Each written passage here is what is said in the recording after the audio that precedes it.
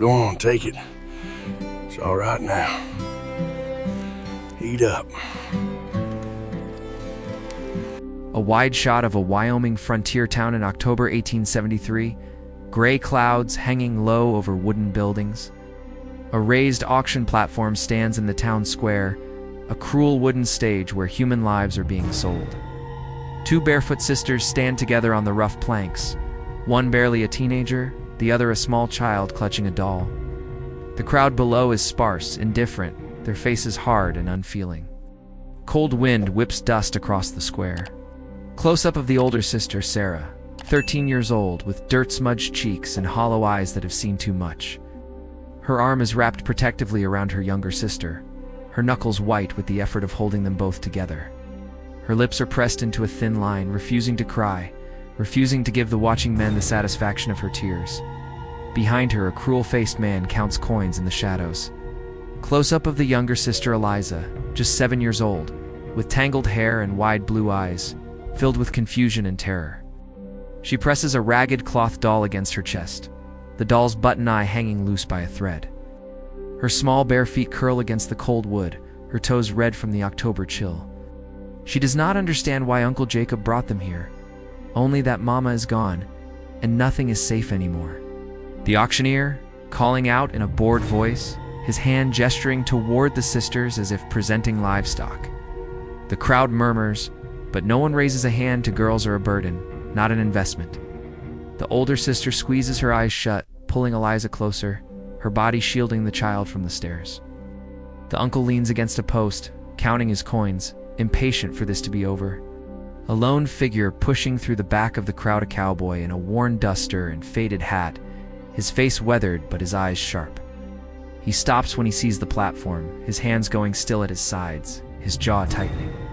He watches the sisters for a long moment, and something in his expression shifts, cracks open. The men around him do not notice the change in him, but his fists clench inside his coat pockets. The auctioneer's voice dropping, announcing that if there are no bids, the girls will be separated and sold to the highest offer from the mining camps. Eliza's small whimper cuts through the square, her face burying against her sister's shoulder. The older girl's composure finally breaks, a single tear tracking down her dirty cheek.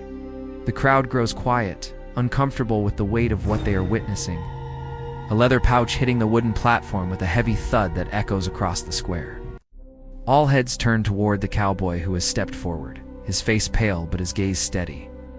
Gold coins spill from the pouch, catching the gray light, glinting like fallen stars against the rough wood. The auctioneer's eyes widen, his bored demeanor evaporating instantly. The cowboy speaks a single word, both. Close-up of the older sister's face as she hears that word, her head lifting, her eyes searching for the man who spoke it. Her expression is not relief, but wariness. She has learned that men do nothing without cost. Her arm tightens around Eliza, pulling her closer, protective, even in her exhaustion. The uncle pushes off from the post, his face twisting with greed and something like surprise. The cowboy climbing onto the platform, his boots heavy on the wooden steps, his hands raised slightly to show he means no harm.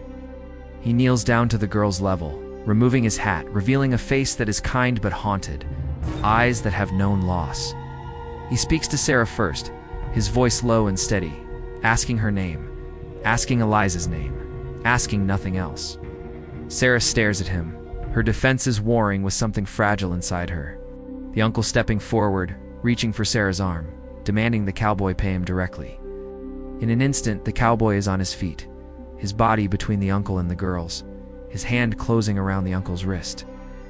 His voice drops to something dangerous, something cold, as he tells the man to take his coins and leave before he forgets the meaning of mercy. The uncle's face drains of color, and he retreats. The cowboy crouching again, pulling a worn coat from his shoulders and wrapping it around Eliza's small trembling frame. Coat swallows her, dragging on the ground, but her tiny hands grip the fabric like a lifeline. He looks at Sarah and asks if they have eaten today. Her silence tells him everything.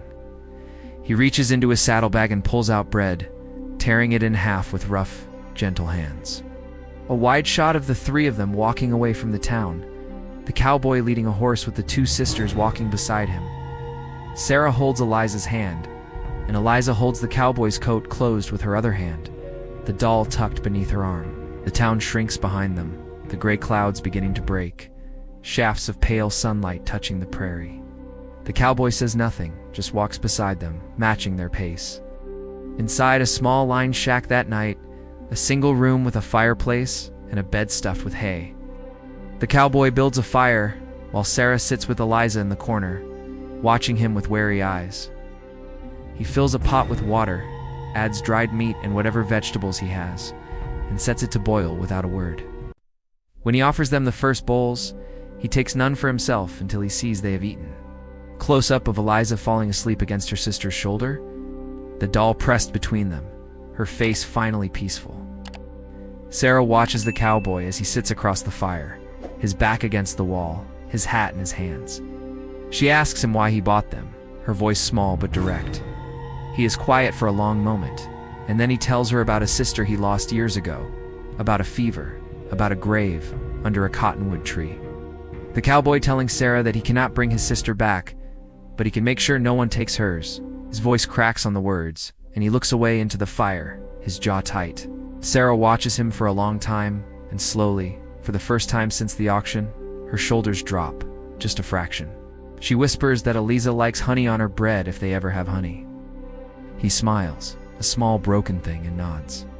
Morning light streaming through the shack's single window, illuminating the cowboy teaching Sarah how to start a fire without matches. His hands guide hers, patient, careful, showing her the way his own father showed him. Eliza sits on a overturned crate, swinging her bare feet, the doll now wearing a scrap of fabric from the cowboy's bandana. The scene is quiet, domestic, a fragile new thing taking root in harsh soil. Weeks later, the three of them arriving at the cowboy's homestead, a small but sturdy cabin nestled against a hillside. Sarah stops at the gate, her eyes moving over the garden plot, the chicken coop, the smoke curling from the chimney. The cowboy tells her it is not much, but it is safe, and no one will ever sell them again. Eliza tugs his sleeve and asks if there is honey. He laughs, a real laugh, and says there will be. Inside the cabin, Sarah standing at a small table, setting out tin plates while Eliza chases a chicken feather around the floor. The cowboy stands in the doorway watching them, his face soft in a way it has not been in years. He hangs a small wooden cross above the door, a quiet prayer for protection for the family he never thought he would have. When Sarah looks up and catches his eye, she does not look away. Months later, a winter evening with snow piled against the windows and the fire roaring in the hearth.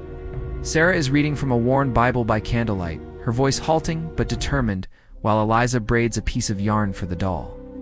The cowboy sits in his chair, mending a harness, his hands busy but his attention on the girl's voice. Outside, the wind howls, but inside, there is warmth, there is peace, there is home. A final wide shot of the homestead in spring, wildflowers blooming across the hillside, the cabin door open to the warm air. Sarah is hanging laundry on a line, laughing at something Eliza has said. While the cowboy lifts the little girl onto a gentle horse, her doll tied to the saddle horn with a ribbon. The sun catches their faces, illuminating smiles that were fought for, earned, survived for. Three strangers who became a family, and the frontier that wept to see it.